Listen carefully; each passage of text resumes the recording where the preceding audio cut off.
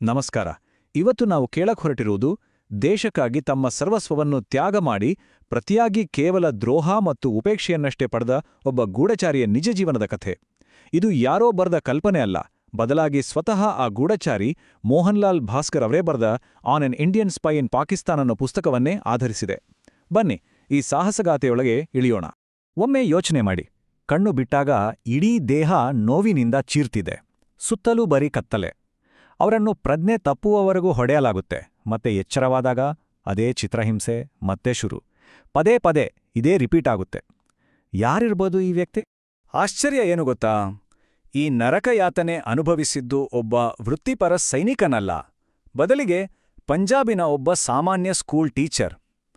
ಹಾಗಾದ್ರೆ ಒಬ್ಬ ಟೀಚರ್ ಇಷ್ಟೆಲ್ಲ ಚಿತ್ರಹಿಂಸೆ ಸಹಿಸಿಕೊಂಡು ಹೇಗೆ ಬದುಕುಳಿದ್ರು? ಈ ಪ್ರಶ್ನೆಯೇ ನಮ್ಮ ಈ ಇಡೀ ಕಥೆಯ ಕೇಂದ್ರಬಿಂದು. ಸರಿ, ಹಾಗಿದ್ರೆ ಬನ್ನಿ ಕಥೆಯನ್ನ ಶುರುವಿನಿಂದ ನೋಡೋಣ. ಒಬ್ಬ ಸಾಮಾನ್ಯ ಶಾಲಾ ಶಿಕ್ಷಕ ದೇಶಕ್ಕಾಗಿ ಗೂಢಚಾರಿಯಾಗ್ತಾರೆ. ಅವರು ಭಾರತಕ್ಕಾಗಿ ಬರೋಬ್ಬರಿ 16 ಮಿಷನ್ಗಳನ್ನ ಯಶಸ್ವಿಯಾಗಿ ಪೂರ್ಣಗೊಳಿಸಿರ್ತಾರೆ. ಅವರ ಹೆಸರು ಮೋಹನ್ ಲಾಲ್ ಭಾಸ್ಕರ್. ಆದರೆ ಪಾಕಿಸ್ತಾನಕ್ಕೆ ಅವರು ಮೊಹಮ್ಮದ್ ಅಸ್ಲಂ. ತಮ್ಮ 17ನೇ ಕಾರ್ಯಾಚರಣೆಗೆ ರೆಡಿಯಾಗ್ತಿದ್ದಾಗ ಅವರಿಗೆ ಒಬ್ಬ ಹೊಸ ಏಜೆಂಟ್ ಜೊತೆ ಕೆಲಸ ಮಾಡಬೇಕಾಗಿ ಬರುತ್ತೆ. ಅವನ ಹೆಸರು ಅಮೃಕ್ ಸಿಂಗ್. ಅವನನ್ನ ನೋಡಿದ ಮೊದಲ ಕ್ಷಣದಲ್ಲೇ ಮೋಹನ್ ಲಾಲ್ಗೆ ಏನೋ ಸರಿಯಿಲ್ಲ ಅಂತ ಅನ್ಸ್ಬಿಡುತ್ತೆ. ಆದ್ರೆ ಅವರತ್ರ ಬೇರೆ ಆಯ್ಕೆಯೇ ಇರಲಿಲ್ಲ. ತಮ್ಮ ಅನುಮಾನ ನಿಜನಾ ಅಂತ ತಿಳ್ಕೊಳ್ಳೋಕೆ ಮೋಹನ್ ಲಾಲ್ ಒಂದು ಸಣ್ಣ ಪ್ಲಾನ್ ಮಾಡ್ತಾರೆ. ನಾನು ವಾಶ್ರೂಮ್ಗೆ ಹೋಗ್ಬರ್ತೀನಿ ಅಂತ ಹೇಳಿ ಹೊರಗಿನಿಂದ ಕಿಟಕಿಯಲ್ಲಿ ನಿಂತು ನೋಡ್ತಾರೆ. ಅವರು ಅಂದುಕೊಂಡಿದ್ದೇ ನಿಜವಾಗಿತ್ತು. ಅಮ್ರಿಕ್ ಅವರ ಬ್ಯಾಗ್ನಿಂದ ಸೀಕ್ರೆಟ್ ಡಾಕ್ಯುಮೆಂಟ್ಸ್ ತೆಗೆದು ಓದುತ್ತಿರ್ತಾನೆ. ಈ ವಿಷಯವನ್ನ ತಮ್ಮ ಮೇಲಾಧಿಕಾರಿಗೆ ಹೇಳಿದ್ರೆ ಅವರು ಅದನ್ನ ಕಡೆಗಣಿಸ್ಬಿಡ್ತಾರೆ. ಇದೇ ಅವರ ಜೀವನದಲ್ಲಿ ಮಾಡಿದ ಬಹು ದೊಡ್ಡ ತಪ್ಪು. ಅಮ್ರಿಕ್ ಸಿಂಗ್ನ ದ್ರೋಹದಿಂದಾಗಿ ಮೋಹನ್ ಲಾಲ್ ಪಾಕಿಸ್ತಾನದಲ್ಲಿ ಸಿಕ್ಕಿಬೀಳ್ತಾರೆ. ಅವರನ್ನ ಲಾಹೋರ್ನ 596 FIU ಇಂಟರೋಗೇಷನ್ ಸೆಂಟರ್ಗೆ ಕರ್ಕೊಂಡೋಗ್ತಾರೆ. ಅದು ತುಂಬಾನೇ ಕುಖ್ಯಾತವಾಗಿತ್ತು. ಅಲ್ಲಿಂದ ಅವರ ಜೀವನದ ಅತ್ಯಂತ ಕರಾಳ ಅಧ್ಯಾಯ ಶುರುವಾಗುತ್ತೆ. ಅಲ್ಲಿ ಮೇಜರ್ ಐಜಾಜ್ ಮಕ್ಸೂದ್ ಅನ್ನೋ ಅಧಿಕಾರಿ ಒಂದೇ ಒಂದು ಪ್ರಶ್ನೆಯನ್ನ ಪದೇ ಪದೇ ಕೇಳ್ತಿದ್ದ. ಇಸ್ಲಾಮಾಬಾದ್ನ ಪರಮಾಣು ಶಕ್ತಿ ಆಯೋಗದ ಫೈಲ್ಗಳನ್ನ ನಿನಗೆ ಕೊಟ್ಟಿದ್ದ್ಯಾರು ಹೇಳು. ಆದರೆ ಮೋಹನ್ ಲಾಲ್ಗೆ ಆ ಫೈಲ್ಗಳ ಬಗ್ಗೆ ಏನೂ ಗೊತ್ತಿರಲಿಲ್ಲ. ಅವರು ಇಲ್ಲ ಅಂದಾಗೆಲ್ಲ ಭಯಾನಕ ಚಿತ್ರಹಿಂಸೆ ಶುರುವಾಗ್ತಿತ್ತು. ಮುಂದಿನ 6 ತಿಂಗಳು ಅದು ನರಕಕ್ಕಿಂತ ಕಡೆಯಾಗಿತ್ತು. ಬಟ್ಟೆ ಬಿಚ್ಚಿಸಿ ಮುಳ್ಳಿನ ಗಿಡದ ಕೊಂಬೆಯಿಂದ ಪ್ರಜ್ಞೆ ತಪ್ಪುವವರೆಗೂ ಹೊಡೆಯೋದು, ಮಣಿಕಟ್ಟುಗಳಿಂದ ನೇತು ಹಾಕಿ 6 ಜನ ಒಟ್ಟಿಗೆ ಥಳಿಸೋದು, ಕರೆಂಟ್ ಶಾಕ್ ಕೊಳ್ಳೋದು, ಒಡಂಬಿಗೆ ಖಾರದ ಪುಡಿ ಹಚ್ಚೋದು, ಕೊನೆಗೆ ಚಳಿಯಲ್ಲಿ ಐಸ್ ಮೇಲೆ ಮಲಗಿಸೋದು. ಹೀಗೆ ಚಿತ್ರಹಿಂಸೆಯ ಎಲ್ಲ ಅಮಾನವೀಯ ವಿಧಾನಗಳನ್ನು ಪ್ರಯೋಗಿಸಲಾಯಿತು. ಆದರೂ ಅವರು ದೇಶದ ಒಂದೇ ಒಂದು ಸೀಕ್ರೆಟ್ ಕೂಡ ಬಾಯ್ಬಿಡಲಿಲ್ಲ. ಹೀಗೆ ತಿಂಗಳುಗಟ್ಲೆ ಚಿತ್ರಹಿಂಸೆ ಅನುಭವಿಸಿದ್ಮೇಲೆ ಕಥೆ ಒಂದು ಅನಿರೀಕ್ಷಿತ ತಿರುವು ಪಡ್ಕೊಳ್ಳುತ್ತೆ. ಆ ನರಕದ ಮಧ್ಯೆನೇ ಅವರು ಅನಿರೀಕ್ಷಿತವಾಗಿ ಮಾನವೀಯತೆಯನ್ನು ನೋಡ್ತಾರೆ, ಜೊತೆಗೆ ಇನ್ನೂ ಭಯಾನಕವಾದ ಕ್ರೌರ್ಯವನ್ನೂ ಎದುರಿಸ್ತಾರೆ. ಇಬ್ಬರು ಪಾಕಿಸ್ತಾನಿ ಅಧಿಕಾರಿಗಳು ಆಶ್ಚರ್ಯ ಅಂದ್ರೆ ಅವರಿಗೆ ಸಹಾಯ ಮಾಡ್ತಾರೆ. ಒಬ್ರು ಸಬ್ಇನ್ಸ್ಪೆಕ್ಟರ್ ಚೌಧರಿ, ಅವರಿಗೆ ಮೋಹನ್ ಲಾಲ್ ಅವರ ತಂದೆ ಪರಿಚಯ ಇರುತ್ತೆ, ನನ್ನ ಜೈಲಲ್ಲಿ ಇಲ್ಲೋವರೆಗೂ ನಿನಗೇನೂ ಆಗಲ್ಲ ಅಂತ ಮಾಟ್ಕೊಡ್ತಾರೆ. ಇನ್ನೊಬ್ರು ರಾಜಾ ಖಾನ್, ತಾನು ರಜಪೂತ್ ಅಂತ ಹೇಳಿ ಸ್ನೇಹ ಬೆಳೆಸ್ತಾರೆ. ಅಷ್ಟೇ ಅಲ್ಲ, ಮೋಹನ್ ಲಾಲ್ಗೆ ಮಗ ಹುಟ್ಟಿದಾನೆ ಅಂತ ಗೊತ್ತಾದಾಗ ಸಿಹಿ ತಂದು ಹಂಚಿ ಸಂಭ್ರಮಿಸ್ತಾರೆ. ಆದ್ರೆ ಈ ಸಮಾಧಾನ ಜಾಸ್ತಿ ದಿನ ಇರಲಿಲ್ಲ. ಅವರನ್ನ ರಾವಲ್ಪಿಂಡಿಯಲ್ಲಿರೋ ಇನ್ನೂ ಭಯಾನಕವಾದ ವಿಚಾರಣಾ ಕೇಂದ್ರಕ್ಕೆ ಕಳಿಸ್ತಾರೆ. ಅಲ್ಲಿ ಅವರು ಇಬ್ರು ರಾಕ್ಷಸರನ್ನ ಎದುರಿಸಬೇಕಿತ್ತು, ಮೇಜರ್ ಜಾದೂನ್ ಮತ್ತು ಚಿತ್ರಹಿಂಸೆಯಲ್ಲೇ ಸ್ಪೆಷಲಿಸ್ಟ್ ಆಗಿದ್ದ ಡಾಕ್ಟರ್ ಸಯೀದ್. ಇಲ್ಲಿ ಚಿತ್ರಹಿಂಸೆ ಕೇವಲ ದೈಹಿಕವಾಗಿರಲಿಲ್ಲ, ಮಾನಸಿಕವಾಗಿತ್ತು.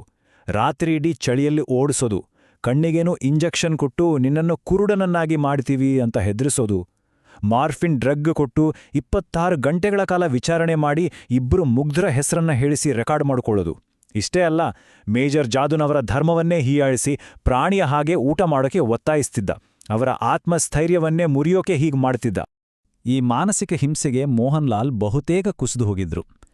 ಗಾರ್ಡ್ಗಳು ಬಂದು ಕೂದಲು ಕೀಳೋದಕ್ಕಿಂತ ಮುಂಚೆ ತಾವೇ ತಮ್ಮ ಕೂದಲನ್ನ ಕಿತ್ಕೊಳ್ಳೋಕೆ ಶುರು ಮಾಡಿದ್ರು. ತಂಬಾಕು ತಿಂದು ಸಾಯೋಕು ಪ್ರಯತ್ನಪಟ್ರು.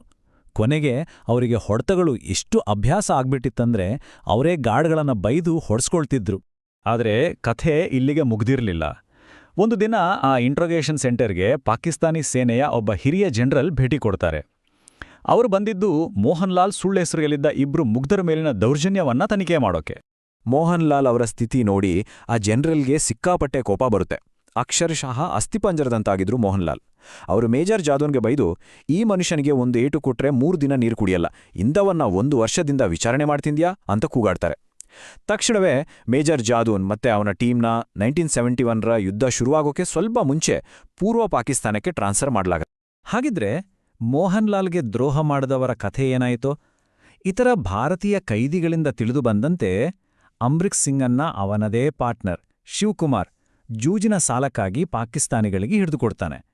ಆದರೆ ಶಿವಕುಮಾರ್ಗೆ ಆ ಹಣ ಸಿಕ್ಕಿದ ಕೆಲವೇ ಕ್ಷಣಗಳಲ್ಲಿ ಅವನನ್ನ ಯಾರೋ ಶೂಟ್ ಮಾಡಿ ಕೊಂದು ಹಣವನ್ನ ದೋಚ್ಕೊಂಡು ಹೋಗ್ತಾರೆ. ಅಂದ್ರೆ ದ್ರೋಹಿಗಳು ತಮ್ಮ ಪಾಪಕ್ಕೆ ತಾವೇ ಬಲಿಯಾದ್ರು. ಈ ಘಟನೆಗಳ ನಂತರ ಮೋಹನ್ಲಾಲ್ ಅವರ ಕೇಸ್ ಕೋರ್ಟ್ಗೆ ಬರುತ್ತೆ. ಅದೇ ಟೈಮಲ್ಲಿ 1971ರ ಇಂಡೋ-ಪಾಕ್ ಯುದ್ಧ ಕೂಡ ಶುರುವಾಡುತ್ತೆ. ಇದು ಅವರ ಜೀವನಕ್ಕೆ ಮತ್ತೊಂದು ತಿರುವು ಕೊಡುತ್ತೆ. ಈ ಟೈಮ್ಲೈನ್ ಒಂದ್ಸಲ ನೋಡಿ. 1968ರಲ್ಲಿ ಬಂಧನ, 6 ವರ್ಷಗಳ ನರಕ, ಮಧ್ಯದಲ್ಲಿ ಯುದ್ಧ, ಕೊನೆಗೆ 1974ರಲ್ಲಿ ಬಿಡುಗಡೆ. 6 ವರ್ಷ ಊಹಿಸ್ಕೊಡ್ಕೋ ಆಗಲ್ಲ. ಪಾಕಿಸ್ತಾನದ ಕೋರ್ಟ್ ಅವ್ರಿಗೆ 14 ವರ್ಷ ಜೈಲು ಶಿಕ್ಷೆ ವಿಧಿಸುತ್ತೆ. ಆದರೆ ಇದನ್ನ ಕೇಳಿ ಮೋಹನ್ಲಾಲ್ಗೆ ದುಃಖ ಆಗಲ್ಲ, ಬದಲಿಗೆ ಸಮಾಧಾನ ಆಗುತ್ತೆ. ಯಾಕಂದ್ರೆ ಅವರಿಗೆ ಗಲ್ಲು ಶಿಕ್ಷೆ ಆಗಿರ್ಲಿಲ್ಲ. 14 ವರ್ಷ ಆದ್ಮೇಲಾದ್ರೂ ಮನೆಗೆ ವಾಪಸ್ ಹೋಗ್ಬೋದಲ್ಲ ಅನ್ನೊಂದು ಸಣ್ಣ ಭರವಸೆ. 1971ರ ಯುದ್ಧದ ಟೈಮ್ನಲ್ಲಿ ಒಂದು ಇಂಟ್ರೆಸ್ಟಿಂಗ್ ಘಟನೆ ನಡೆಯುತ್ತೆ. ಅವರು ಇದ್ದ ಜೈಲಿನ ಪಕ್ಕದಲ್ಲೇ ಪಾಕಿಸ್ತಾನದ ಏರ್ ಬೇಸ್ ಇರುತ್ತೆ. ಅದರ ಮೇಲೆ ಇಂಡಿಯನ್ ಫೈಟರ್ ಜೆಟ್ಗಳು ಬಾಂಬ್ ಹಾಕ್ತವೆ. ಆ ಬಾಂಬ್ಗಳು ತಮ್ಮ ಮೇಲೂ ಬೀಳ್ಬೋದು ಅನ್ನೋ ಯೋಚನೆ ಇಲ್ಲದೆ ಜೈಲಲ್ಲಿದ್ದ ಎಲ್ಲಾ ಭಾರತೀಯ ಕೈದಿಗಳು ಹಿಂದೂಸ್ತಾನ್ ಜಿಂದಾಬಾದ್ ಅಂತ ಕೂಗಿ ಸಂಭ್ರಮಿಸ್ತಾರೆ. ಶಿಮ್ಲಾ ಒಪ್ಪಂದ ಆದ್ಮೇಲೆ ಕೊನೆಗೂ ಭಾರತಕ್ಕೆ ವಾಪಸ್ ಬರೋ ದಿನ ಬರುತ್ತೆ. ಆದ್ರೆ ಅವರ ಹೋರಾಟ ಇನ್ನೂ ಮುಗ್ದಿರ್ಲಿಲ್ಲ. ಡಿಸೆಂಬರ್ 9, 1974 ಮೋಹನ್ಲಾಲ್ ಭಾಸ್ಕರ್ ವಾಘಾ ಗಡಿ ದಾಟಿ ಭಾರತದ ನೆಲಕ್ಕೆ ಕಾಲಿಡ್ತಾರೆ. ಆದರೆ ತಾಯ್ನಾಡಿನಲ್ಲಿ ಅವರಿಗೆ ಸಿಕ್ಕಿದ್ದು ನಿರಾಸೆ. ಸರ್ಕಾರದಿಂದ ಅವರಿಗಾಗ್ಲಿ ಅವರ ಹಾಗೆಯೇ ಸಿಕ್ಕಿಬಿದ್ದಿದ್ದ ಬೇರೆ ಗೂಢಚಾರಿಗಳಿಗಾಗ್ಲಿ ಯಾವುದೇ ಸರಿಯಾದ ಸಹಾಯ ಸಿಗ್ಲಿಲ್ಲ. 1977ರಲ್ಲಿ ಮೋಹನ್ಲಾಲ್ ತಮ್ಮ ಜೊತೆಗಾರರಿಗಾಗಿ ಸಹಾಯ ಕೇಳೋಕೆ ಅಂದಿನ ಪ್ರಧಾನಿ ಮೊರಾರ್ಜಿ ದೇಸಾಯಿ ಅವರನ್ನ ಭೇಟಿ ಮಾಡ್ತಾರೆ. ಆಗ ಪ್ರಧಾನಿ ಹೇಳಿದ ಮಾತು ಕೇಳಿದ್ರೆ ಶಾಕ್ ಆಗುತ್ತೆ. ಅವ್ರು ಹೇಳಿದ್ದು, ಒಂದು ವೇಳೆ ಪಾಕಿಸ್ತಾನ ಸರ್ಕಾರ ನಿಮ್ಮನ್ನ 20 ವರ್ಷ ಇಟ್ಕೊಂಡಿದ್ರೆ ನಾವು 20 ವರ್ಷದ ಪರಿಹಾರ ಕೊಡಬೇಕಿತ್ತಾ? ಪಾಕಿಸ್ತಾನದ ಚಿತ್ರಹಿಂಸೆಗಿಂತ ಈ ಮಾತುಗಳೇ ಮೋಹನ್ಲಾಲ್ ಅವರ ಹೃದಯಕ್ಕೆ ದೊಡ್ಡ ಗಾಯ ಮಾಡಿದ್ದು. ತಮ್ಮ ಪುಸ್ತಕದ ಕೊನೆಯಲ್ಲಿ ಮೋಹನ್ಲಾಲ್ ಒಂದು ಪ್ರಶ್ನೆ ಕೇಳ್ತಾರೆ. ನಮ್ಮ ಈ ಕಥೆಯನ್ನ ಓದಿದ ಮೇಲೆ ಇನ್ಯಾರಾದ್ರೂ ದೇಶಕ್ಕಾಗಿ ಪ್ರಾಣ ಕೊಡೋದಕ್ಕೆ ಮುಂದೆ ಬರ್ತಾರಾ? ಈ ಪ್ರಶ್ನೆ ತ್ಯಾಗ ಅಂದ್ರೇನು, ದೇಶಭಕ್ತಿ ಅಂದ್ರೇನು ಅನ್ನೋದ್ರ ಬಗ್ಗೆ ನಮ್ಮೆಲ್ಲರನ್ನು ಯೋಚನೆ ಮಾಡೋ ಹಾಗೆ ಮಾಡುತ್ತೆ.